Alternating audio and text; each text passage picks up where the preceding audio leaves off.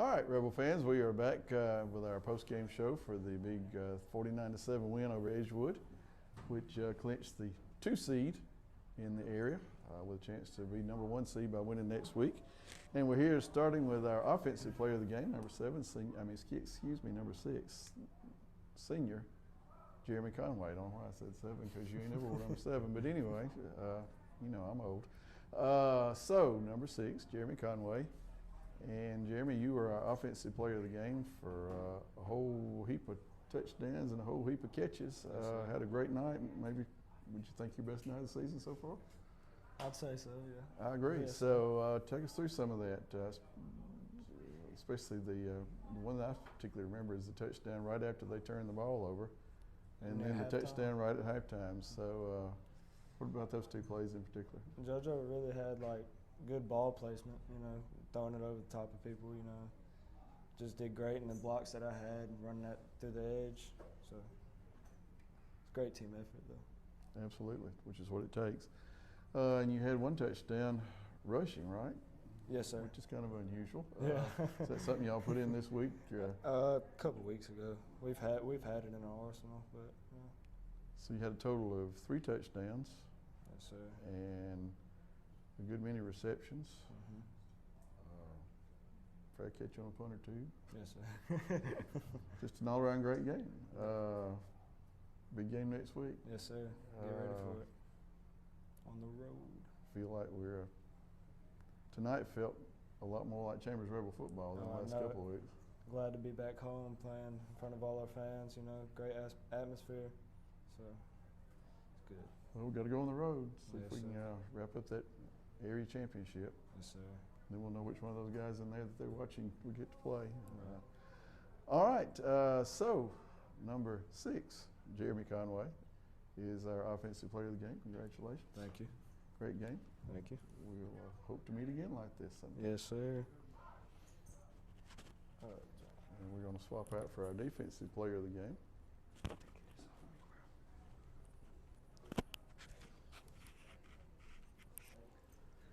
Number 21, junior, Gavin Kite. Oh, snap. I hit something. You can just hold it. Just hold it in your hand, it'll be fine. All right, Gavin. I don't. It's flashing, so you're good. All right. Defensive player of the game had at least 8 tackles, according to the stat guy, and you had a whole lot of hurries and runs and rushes and getting the quarterback rattled and just all around good night on defense. Defense had a great night. Yes, sir. Anytime you hold an opponent to 7 points, you're doing right well. And it seemed like that we had the answer for the running game and we had the answer for the passing game for the most part. Anything particularly y'all worked on this week, or just getting back to basics? Really just getting back to basics. We had that off week, and we took Monday off, and then after that we just came back. We did one of our known workouts, and we just got to it, and we acted like that week we were preparing for a game, and we just got better that week, and we came out, and this week the rain really got to us, but overall we just worked on the little things and just random stuff that they could have put in there, and just trying to get back to who we were and not letting up big plays and really just stuff like that. We've been doing that too much and just trying to get back to basics. And it worked. Yes, sir. It worked real well. So next week, big game. You showed up some on offense and defense tonight. I guess you plan on doing that again next week too, huh? Hopefully. Hopefully. I feel like you probably will. And you even got in on the passing game. Had a big reception, got a first down. So throw it a little bit farther. That's a touchdown. Maybe next week. Yeah, maybe next week. But we got you here tonight for your defense. Yes, Again, sir. 8 tackles and a lot of involvement in some other big plays on defense, as the defense held Edgewood to 7 points and shut them out in the second, third, and fourth quarters. And, put your shutout in 3 out of the 4 quarters, you're usually going to be right there able to win the ball game, that's for sure. Yes, sir. All right, well, congratulations. Appreciate it. We will see you next Friday night. Oh.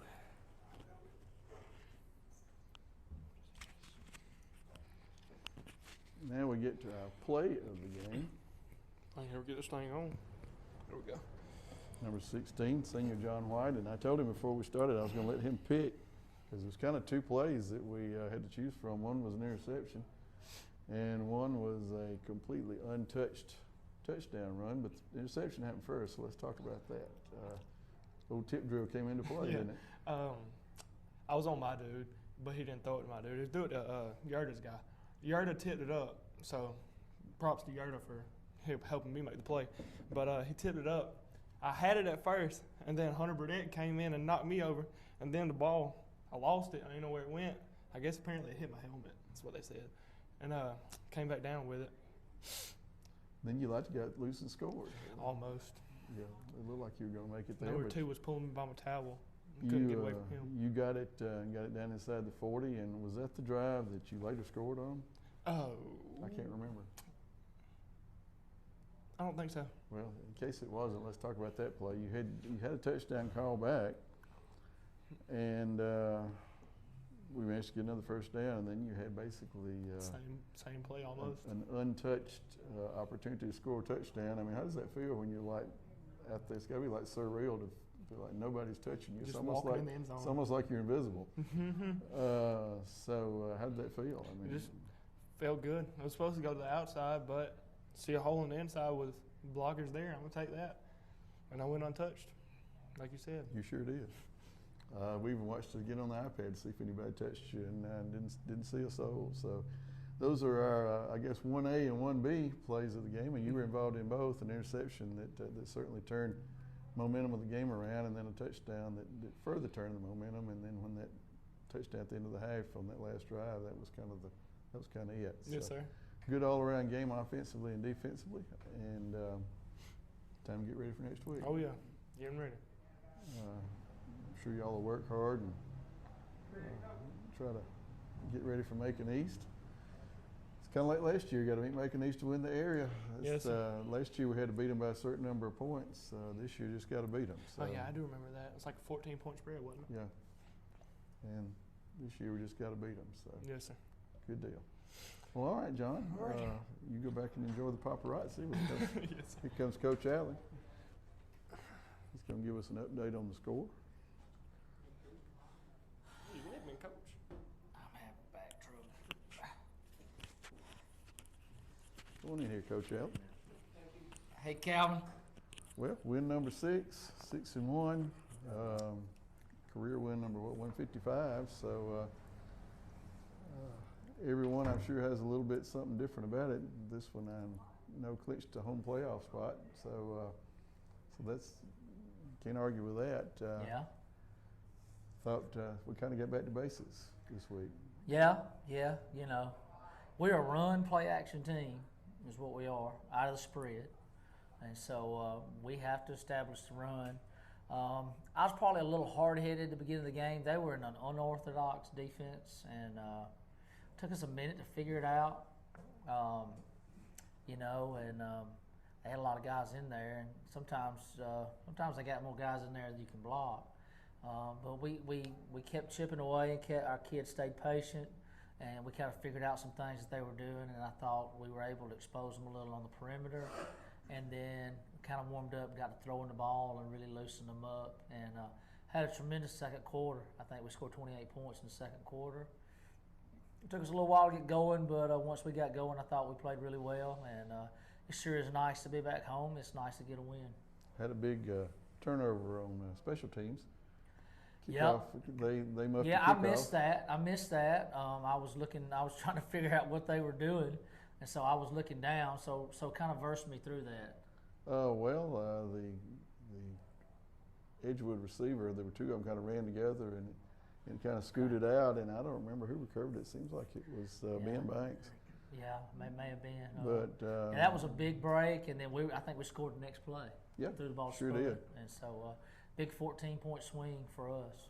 And then they go down and get a touchdown, and then we come back and kind of grind one out, and then get an interception by John. Yep. Get a touchdown, and a lot of people were probably wondering why in the world are you using those timeouts at the end of the first half with a 28-7 lead. But hey, You're the Yeah, coach, right? yeah. Well, it was 3rd and 4, and we called it. And I told the guys, I said, "Hey, listen, they get the first down. We're not calling anymore." I said, "Let's get a stop right here. Let's call timeout and get the ball back and see if we can get in scoring range. Maybe try to kick a field goal." And we did. It worked. And then the first play, we ran a little route combination. They pressed up on Spud on the outside, and we checked. That was our primary route for him, and safety tried to roll over. He just didn't get over there before the ball got to him. Yeah, went right over his fingertips. Yep. And Jeremy was able to get in for a touchdown, and at 35-7 at that point, you pretty well kind of had the upper hand, obviously. Which brings us to a question that Chester and I had. Clock ran in the second half. What's the deal? What's the rule on that? Yeah, it's just kind of a mutual deal between the coaches, and he came to me at halftime and said, "Hey, listen, we're beat up. We need to get out of this healthy. You mind if we run the clock?" And I said, "No, I don't mind." So it is coach's consent. We kind of Yeah. thought it was, Yeah. but we couldn't figure. And of course, had it been 28-7 instead of 35, it might have been a whole different situation. But you up by 28, they would have had to had a significantly better half than they had in the first half, and we would have almost had to just completely folded. So, well, that answers our question, Chester. So, let's turn our attention to the area championship game. Yeah, most likely. I guess we could theoretically. Well, if we win that game, yes, we could still lose the Banks game and because you have the tiebreaker. Yeah, so yeah, it's a big one. A lot like last year. It's going to come down to Macon East. They got a good team. I've been watching them. I think they're playing their best ball of the year by far. That's indicative of the scores I've been seeing. And Coach Lott's been there a long time, longer than as long as I've been here or longer. He does a great job, and those guys will be ready to play. And we got to go play on the road. We haven't played well on the road this year, I don't think. We got to get off to a better start. We gave up a touchdown first play on the road at Valiant. We gave up a touchdown the third play of the game at Pike. And that was an emphasis for us tonight, to get off to a better start. Now we got to emphasize that we got to get off to a better start on the road. Yeah, Coach Lott's always got his boys there, and they're always ready, aren't they? Yep, he does a good job. It seems like his team's getting better as the year goes on. It took him a little while to figure out, his kids this year, but he's definitely starting to push the right buttons and got those guys playing their best ball of the year. Yeah, at the beginning of last year, if you had told him he would be the AISA basketball coach of the year, he probably would have never believed it. Yeah, he had to take over the basketball program mid-season. Yeah. And won a state championship, so he got basketball coach of the year, but football is what he's coached. I guess he's on the football coach they've ever had, isn't he? I think so. I think he is. Yep, since they've gone to Macon East, yeah, for sure. So it'll be an all too familiar opponent for you and Coach Lott, and then as you said, second year in a row it'll come down to Chambers and Macon East. Winner will be at home as long as they stay in the playoffs. Loser will get a home playoff game and then have to hit the road and play one of those teams. We were just watching them there, Targa and Escambia. They were 17-17 a while ago. It's 24-17 to Targa now. Okay, so looks like Targa's going to win that game. Because there wasn't much time left. So, so it looks like Targa will be the area champ. So the loser of next week's game will the road to Montgomery will go through Targa. Yeah. Winner of next week's game, the road will go through their home field. So yeah. a lot at stake, and we know you're going to have the kids ready. And we're looking forward to, this is why you play the game. That's right. This is the best time of the year, and the weather's starting to get nice, and just excited. We got a great bunch of kids here. We got a great senior class, and we got to keep getting better all the way through the end of the year. We got some things we can improve on, but I really like our team. Yeah, they pulled it together tonight. I didn't think. They played poorly against Pike. It was just one of those things where you had some red zone problems, and every time you turned around, they were getting a big play. But that's behind us. That's a 3A school. We won't see them again. Everything's 2A from now on out, except for senior night with Crenshaw. So we will continue this journey. We got one down and 2 to go. Yep. So we'll continue the journey next Friday night down at Cecil, Alabama, about an hour away. So y'all come join us. you can't join us, you can tune us in at home. We'll have it live for you on our Sports Live channel. And always remember, It's great to play for the C and the A. good night. Go Rebels. God bless.